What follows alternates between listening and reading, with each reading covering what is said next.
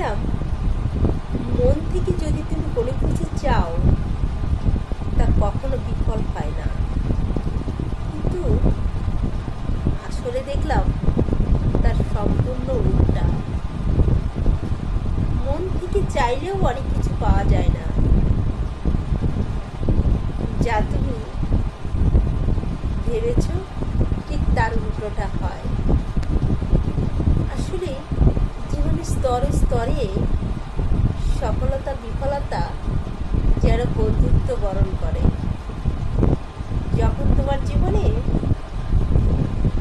কষ্ট আসবে তখন আসলে সব দিক থেকেই তোমার জীবনে সেই কষ্টটা আঁকড়ে বসে থাকে, কোনো মতেই সেখান থেকে তুমি বেরিয়ে আসতে পারবে না। এই জন্য জীবনের ভাবনাগুলো